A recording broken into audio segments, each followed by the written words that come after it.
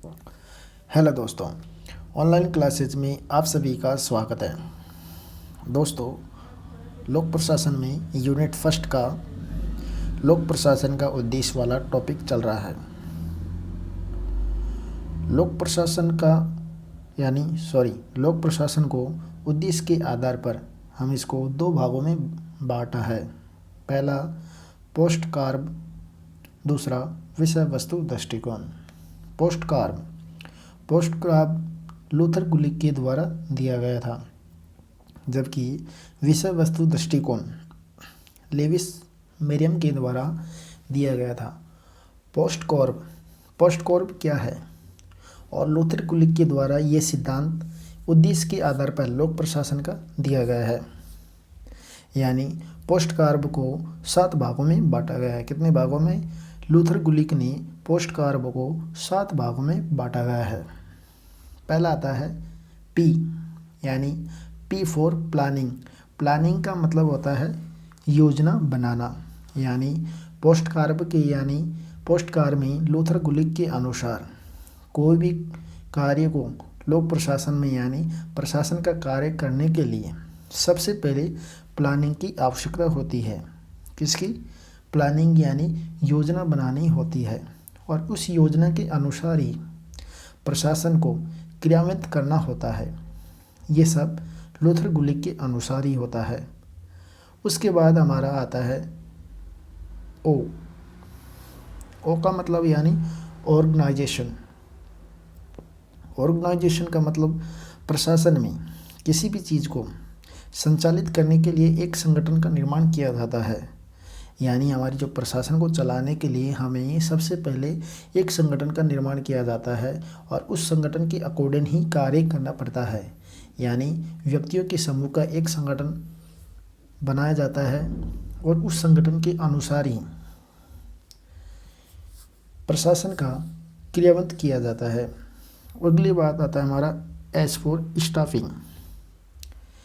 Staffing का मतलब है कर्मचारियों की व्यवस्था करना। यानी लूथर गुलिक के अनुसार लोक प्रशासन के उद्देश्य को सफल बनाने के लिए एक स्टाफिंग यानी कर्मचारियों की आवश्यकता होती है, और उन कर्मचारियों के बीच में व्यवस्था करना होता है। D4 direction. D4 का मतलब होता है डायरेक्शन। यानी डायरेक्शन का मतलब होता है निर्देशित। प्रशासन को चलाने के लिए उसको एक डायरेक्शन की आवश्यकता होती है, यानी किस डायरेक्शन में चलाना होता है, और उसको किस दिशा में निर्देश देना यानी आदेश देना होता है। हमारा अगला आता है C4 CO का मतलब होता है कोऑर्डिनेशन। क्या होता है? कोऑर्डिनेशन होता है। कोऑर्डिनेशन का मतलब होता है यानी समन्वय स्थापित करना। यानी जो कर्मचारी होते हैं उनमें समन्वय स्थापित किया जाता है। प्रशासन के कर्मचारियों में आपस में समन्वय स्थापित करना यानी तालमेल बिठाना होता है। उसे कोऑर्डिनेशन के अकॉर्डिंग लूथर गुलिक ने डिवाइडेशन किया है। हमारा अगला आता है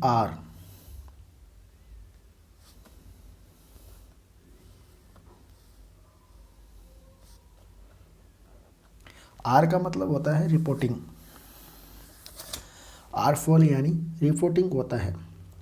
रिपोर्टिंग यानी प्रतिवेदन करना। कर्मचारी अपने कार्य को करने के बाद उसकी प्रबंधक के पास एक रिपोर्ट यानी प्रतिवेदन यानी रिपोर्टिंग देता है। उसके बाद आता हमारा बी का मतलब होता है बजटिंग का निर्माण यानी बजट का निर्माण करने के काम आता है।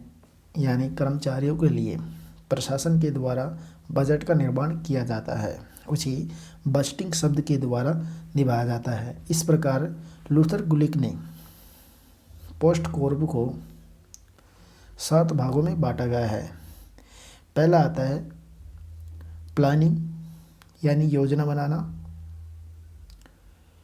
वो आता है ऑर्गेनाइजेशन यानी संगठन का निर्माण। S4 यानी स्टाफिंग यानी कर्मचारियों की व्यवस्था करना। D4 यानी डायरेक्शन यानी निर्देशिक देना। CO यानी कोऑर्डिनेशन यानी कर्मचारियों में तालमेल बिठाना, समन्वय स्थापित करना। R4 यानी रिपोर्टिंग यानी प्रतिवेदन देना। B4 बजटिंग यानी कर्मचारियों के लिए प्रशासन के लिए बजट का निर्माण करना होता है। ये था हमारा बजट निर्माण। पोस्ट कार्ब में की विशेषताएं। पोस्ट कार्ब यानी लूथर गुलिक के अनुसार पोस्ट कार्ब दृष्टिकोण का क्षेत्र यह क्षेत्र आधारित होता है। कितना यानी छोटे क्षेत्र पे आधारित होता है, इसे क्षेत्र आधारित बताया गया है। उसके बाद आता है हमारा पोस्ट कार्ब एक तकनीकी आधारित भी होता है, यानी ये क्षेत्र आधारित होता है, तकनीकी आधारित होता है और इसका क्षेत्र यानी जो संकुचित श्रेणी के अंदर आता है। किसके अंतर्गत आता है? संकुचित श्रेणी के अंतर्गत आता है। पोस्ट कार्ब क्षेत्र आधारित है, तकनीकी आधारित होता है और संकुचित दृष्टिकोण की श्रेणी में आता है। और पोस्ट कार्ब 7 तत्वों से मिलकर बना होता है। कितने तत्वों से? 7 तत्वों से मिलकर इसको बनाया जाता है। इस दृष्टिकोण में सबसे बड़ी आलोचक यानी पोस्ट कार्ब की सबसे बड़ी आलोचक लेविस मेरियम को माना जाता है। किसको? लेविस मेरियम को सबसे बड़ी पोस्ट कार्ब दृष्टिकोण की आलोचक के रूप में स्वीकार किया गया है और माना गया है। मेरियम के आधार पर ही यह एक अपूर्ण दृष्टिकोण की व्याख्या या फिर संज्ञा में रखा गया है। यानी पोस्ट कार्ब को मेरियम के अनुसार, किसके अनुसार? मेरियम के अनुसार इसे एक अपूर्ण दृष्टिकोण के आधार पर इसको बताया गया है। यानी इस दृष्टिकोण को लेविस मेरियम के आधार के अनुसार अपूर्ण दृष्टिकोण बताया गया है और इसी दृष्टिकोण की सबसे बड़ी आलोचक लेविस मेरियम को माना जाता है, जिसमें ये पोस्ट कार्ब दृष्टिकोण 7 तत्वों से मिलकर बना होता है। इसका क्षेत्र संकुचित होता है, तकनीकी आधारित होता है और क्षेत्र रहित होता है। इस प्रकार हमारा अगला दृष्टिकोण आता है विषय वस्तु दृष्टिकोण। विषय वस्तु दृष्टिकोण क्या है और इसको देने की क्या जरूरत थी और किसके द्वारा दिया गया था? यानी विषय वस्तु दृष्टिकोण लेविस मेरियम के द्वारा दिया गया था। विषय वस्तु दृष्टिकोण की जरूरत क्या आ गई? पोस्ट कार्ब के बाद पोस्ट कार्ब एक संकुचित क्षेत्र यानी छोटे एरिया के लिए था और इसको पूरक के रूप में भी दृष्टिकोण लाया गया था। यानी पोस्ट कार्ब दृष्टिकोण के पूरक यानी विपरीत, इसके पक्ष में विषय वस्तु दृष्टिकोण को लाया गया था। किसके द्वारा? लेविस मेरियम के द्वारा इस दृष्टिकोण को लाया गया था। विषय वस्तु दृष्टिकोण में विषय के बारे में संपूर्ण जानकारी मिलती है। क्या मिलती है? संपूर्ण जानकारी मिलती है।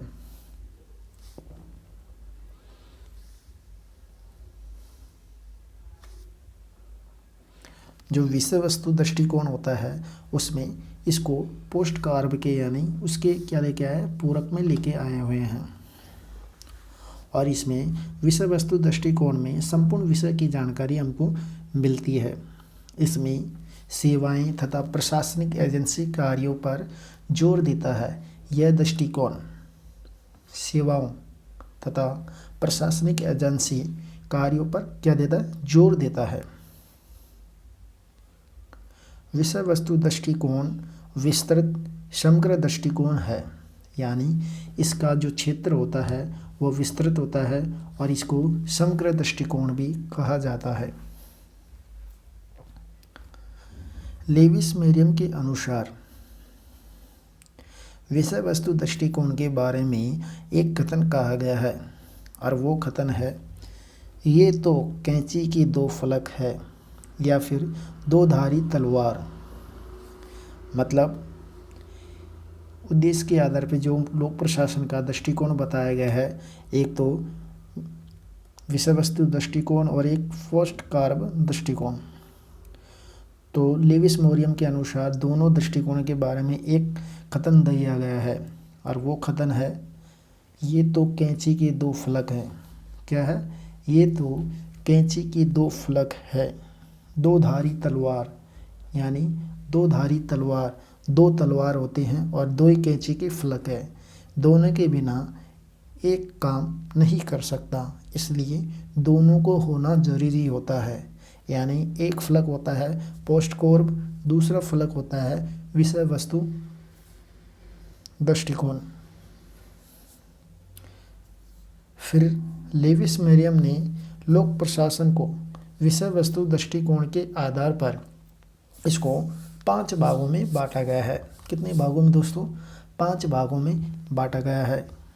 5 भाग जैसे, यानी लेविस मेरियम ने लोक प्रशासन को विषय वस्तु दृष्टिकोण के आधार पर 5 भागों में बांटा गया है। 5 भाग कौन कौन से हैं?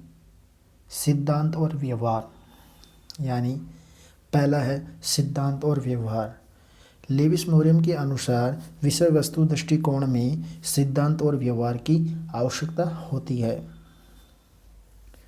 जब तक प्रशासन को चलाने के लिए सिद्धांत और व्यवहार नहीं होगा तो प्रशासन सही ढंग से नहीं चलेगा। हमारा अगला आता है लोक कर्मचारी प्रशासन। लोक कर्मचारी प्रशासन मतलब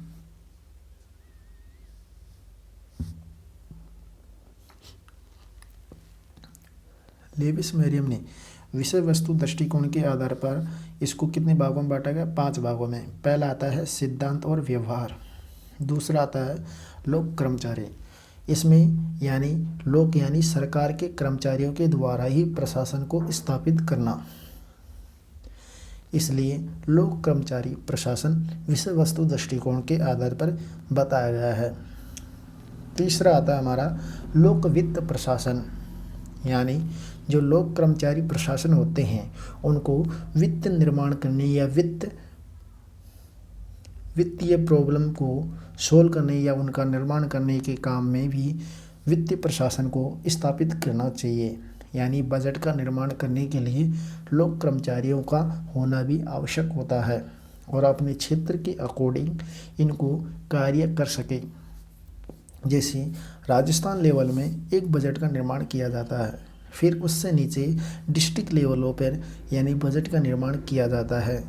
उसके बाद तहसील लेवल पर दृष्टिकोण के यानी बजट का निर्माण किया जाता है। तो ये हमारा यानी जो लोक कर्मचारी होते हैं उनमें लोक वित्त प्रशासन का भी डिवाइडेशन किया जाता है। अगला हमारा प्रकार आता है तुलनात्मक और विकास प्रशासन, यानी लोक प्रशासन और विकास प्रशासन में दोनों में तुलनात्मक अध्ययन किया जाता है।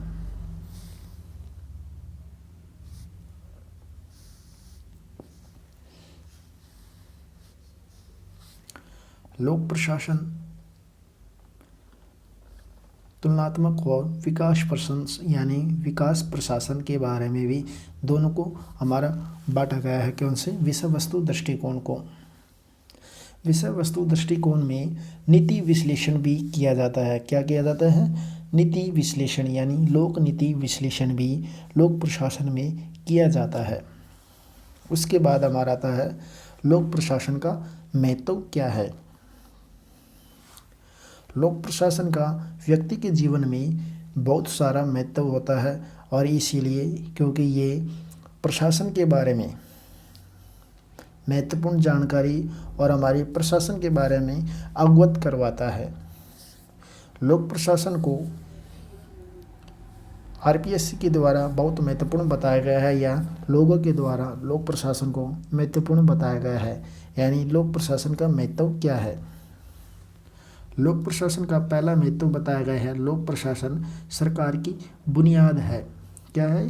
सरकार की बुनियाद बताई गई है, यानी सरकार लोक प्रशासन की जड़ बताई गई है। जो सरकार होती है या लोक प्रशासन सरकार की बुनियाद है, यानी जो हमारी गवर्नमेंट है उसकी जड़ लोक प्रशासन को बताया गया है। लोक प्रशासन का दूसरा महत्व है राज्यों द्वारा निर्धारित नीतियों को लागू करने का महत्वपूर्ण साधन। यानी मंत्रिमंडल के द्वारा जो नीतियों का निर्माण करने के बाद राज्य की जो लोक प्रशासनिक अधिकारी होती है उन नीतियों को लागू करने का कार्य भी लोक प्रशासन का ही होता है। किसका? लोक प्रशासन का ही कार्य होता है। जो राज्यों के द्वारा जो नीतियों को निर्धारित किया जाता है, निर्धारित नीतियों को लागू करने का कार्य भी लोक प्रशासन ही करता है। इसलिए लोक प्रशासन को महत्व दिया गया है। हमारा लोक प्रशासन का तीसरा महत्व है लोक प्रशासन विकासशील देशों में महत्वपूर्ण भूमिका निभाता है। यानी वहाँ के नागरिकों या को जो विकासशील यानी विकास करने में महत्वपूर्ण भूमिका भी लोक प्रशासन के द्वारा निभाई जाती है। लोक प्रशासन का अगला महत्व है देश में स्थायीकरण की शक्ति के रूप में स्थापित करना होता है। यानी लोक प्रशासन में स्थायीकरण की शक्ति के रूप में भी इसको स्थापित करने का कार्य भी लोक प्रशासन का होता है। क्या होता है? लोक प्रशासन का होता है। उसके बाद आता हमारा नीति का संरक्षक, यानी लोक प्रशासन हमारी नीतियों का संरक्षण करता है, यानी सुरक्षा करता है। क्या करता है? सुरक्षा करता है। लोक प्रशासन हमारी नीतियों का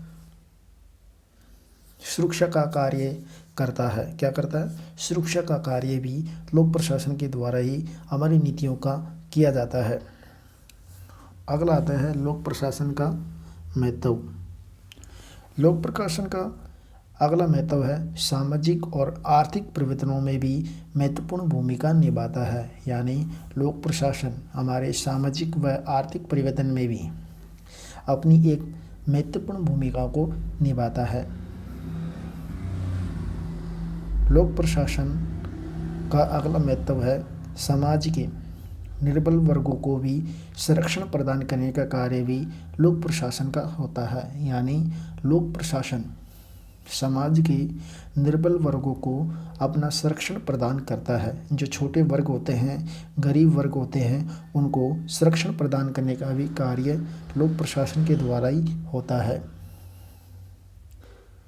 लोक प्रशासन नीतियों तथा राजनीतिक रुझानों को भी प्रभावित करता है। यानी लोक प्रशासन हमारे लोक नीतियों तथा राजनीतिक जो रुझान आते हैं उनको भी इफ़ेक्ट डालता है या फिर प्रभावित करता है। अगला आता है लोक प्रशासन का अगला महत्व। लोक प्रशासन पुलिस राज्य की अवधारणा की जगह पर जन कल्याण अवधारणा का उदय करता है। यानी क्या करता है? जो पुलिस राज्य की अवधारणा यानी तानाशाही की जगह पर जन कल्याण यानी जनता के कल्याण के लिए नई अवधारणा का उदय करता है। कौन करता है? लोक प्रशासन करता है।